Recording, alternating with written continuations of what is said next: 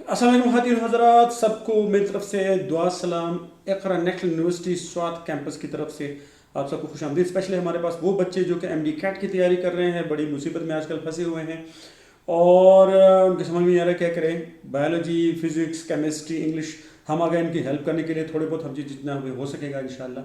इससे पहले जो वीडियो नंबर 11 था वो मैंने बनाया था इंग्लिश में। ये हमारा वीडियो नंबर 12 है जो कि मैं उर्दू में बना रहा हूँ। मकसद इसका सिर्फ ये है कि ये वीडियोस आपके लिए है, आपने फैसला करना है। आपकी रिकमेंडेशन, आपके सजेशन, आपकी ओपिनियन हमारे लिए बहुत ज़्यादा इंपॉर्टेंट है। आप दोनों वीडियो देख लें, पहले वाला इंग्लिश वाला भी देख लें और ये उर्दू वाला भी देख लें, और फिर आप हमें बताएं कि आपको ये एमडी कैट ट्रेनिंग वीडियोज़ आपको उर्दू में चाहिए या चाहे आप इंग्लिश में चाहिए। आपको अच्छी कौन सी लगती है, उर्दू वाली कि इंग्लिश वाली?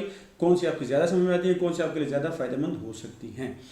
अच्छा, दूसरी बात यह है कि 2 साल का इंटर एफएससी का कोर्स हम आपको चंद वीडियोस में नहीं करा सकते। या हम आपको जो हेल्प कर रहे हैं वो सिर्फ आपके लिए रिवीजन कर रहे हैं, या आप ये सारे टॉपिक सब कुछ आपने एफएससी में ग्रेड 11 12 में आप पढ़ चुके हैं। हम सिर्फ आपके लिए रिवीजन करा रहे हैं। आप अकेले बैठेंगे बुक के साथ बोर हो जाएंगे। हम आपको चलो आपसे थोड़ी सी बातें करते हैं और बातों बातों में आपको जो इंपॉर्टेंट टॉपिक्स हैं, जो आपके इंपॉर्टेंट डेफिनेशंस हैं, वो इंशाल्लाह कोशिश करें हम आपके साथ रिवाइज कर लें। कुछ ही समझ में ना आए तो हो सकता है आप हमसे पूछें, हमारी जहन में नहीं होगा, हम किसी और से पूछ के आपको बताएंगे, लेकिन इंशाल्लाह आपके लिए आदमी वो जो आपका मसला है इंशाल्लाह हल करने की कोशिश करेंगे। चलते हैं जी। आप आज पहला स्लाइड हमारा, और आज का टॉपिक बहुत ज़्यादा इंपॉर्टेंट है, वो है हार्मोन्स। काफ़ी सारे लोगों को समझ में नहीं आता। आज़ा जिस्म के नज़र आते हैं, गोश्त नज़र आता है, ब्लड नज़र आता है, ब्रेन नज़र आते हैं, ठीक है, जिल्द नज़र आता है, नफ़्र। अब ये हार्मोन क्या है? हार्मोन ऐसी चीज़ें हैं जो कि हमारी लाइफ में, हमारे बॉडी में इंतहाई ज़्यादा अहम किरदार के, ये रेगुलेटिंग फैक्टर्स हैं हमारे जिस्म में। ये रेगुलेशन करते हैं हमारे जिस्म के मुख्तलिफ अफ़आल को, ये रेगुलेट करते हैं, तरतीब में लाते हैं, बैलेंस पे रखते हैं। चलो जी, हार्मोन्स को बढ़ते हैं। सबसे पहले ये कि हार्मोन होते क्या है। A regulatory substance produced in an organism and transported in tissue fluids।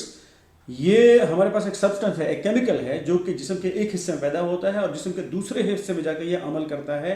दूसरे हिस्से में किस तरह जाता है? या ब्लड के जरिए या सैप के जरिए। और जब वहाँ पे पहुँच के ख़ास किस्म के सेल्स या टिश्यू से उनको कोई काम करवाता है, या वहाँ से कोई जूस निकलता है, या वहाँ पे कोई कंट्रैक्शन होती है, कुछ न कुछ अमल इनका वहाँ पे होता है। नेक्स्ट हमारे पास मरहला ये आता है कि ये बनते किस तरह है, किस चीज़ से बनते हैं, स्ट्रक्चर, बनावट। इनकी बनावट के लिहाज से हमारे पास इनके 3 बड़े बड़े अकसाम हैं। एक हमारे पास है अमाइन हार्मोन जो कि निकलते हैं अमाइनो एसिड से, यानी ट्रिप्टोफैन या टायरोसिन से। दूसरा हमारे पास है लार्जर अमाइनो एसिड हार्मोन जो कि पेप्टाइड और प्रोटीन जिसमें हम शामिल हैं। और तीसरी किस्म हमारे पास है स्टेरॉइड हार्मोन जो कि निकलते हैं कोलेस्ट्रॉल से। नेक्स्ट हमारे पास आता है, ये ब्रेन का एक आप डायग्राम दे रहे हो। ब्रेन के बिल्कुल बीच में आपको ये नीले रंग का छोटा सा एक अज़ू नजर आएगा, उसको कहते हैं हाइपोथैलेमस।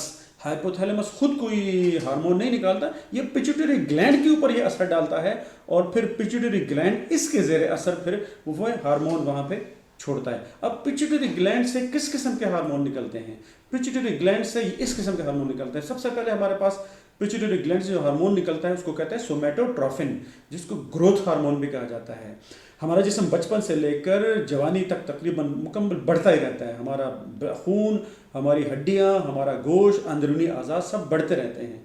ये किसके ज़ेरे असर? ये इस सोमैटोट्रोफिन यानी ग्रोथ हार्मोन के ज़ेरे असर। दूसरा हमारे पास है थायराइड स्टिमुलेटिंग हार्मोन जिसको हम TSH भी कहते हैं, ठीक है। और ये थायराइड को बताता है कि इसने कितने थायराइड हार्मोन बनाना है। नेक्स्ट हमारे पास है adrenocorticotropic hormone, stimulate your adrenal gland to release cortisol. आपके एड्रीनल ग्लैंड जो कि आपके किडनी, गुर्दे के ऊपर एक ग्लैंड है, वहां से निकलता है कॉर्टिसोल। अब कितना कॉर्टिसोल बनना है उसको ये हार्मोन बताता है कि कितना कॉर्टिसोल एड्रीनल ग्लैंड ने सिक्रीट करना है बॉडी में। नेक्स्ट हमारे पास है गोनेडोट्रोफिन। ये हमारे पास हार्मोन है 2 किस्म के।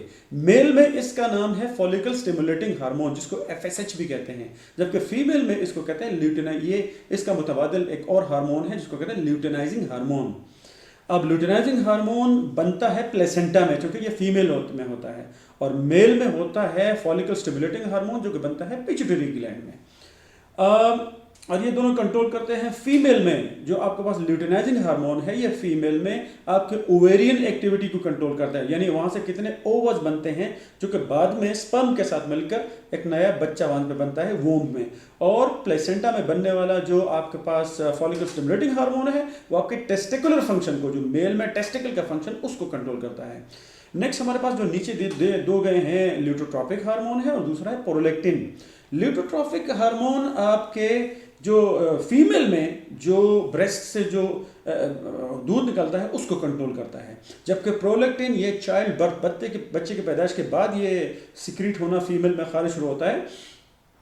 ये दो चीज़ें लाता है, एक तो जो बच्चे को क्योंकि दूध चाहिए होता है तो वो जो ब्रेस्ट का साइज वो बड़ा हो जाता है ताकि बच्चे को पूरा दूध मिलने लगे, और दूसरा ये कि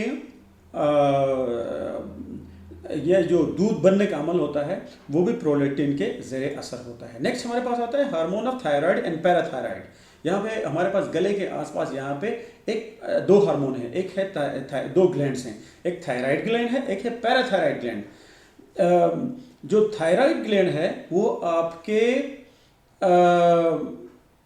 आपके ब्लड में, आपके फूड में जितने आयोडीन होता है उसको इस्तेमाल करते हुए एक थायराइड हार्मोन बनाता है, और ये थायराइड हार्मोन आपके बॉडी ने एनर्जी को किस तरह इस्तेमाल करना है उसको कंट्रोल करता है।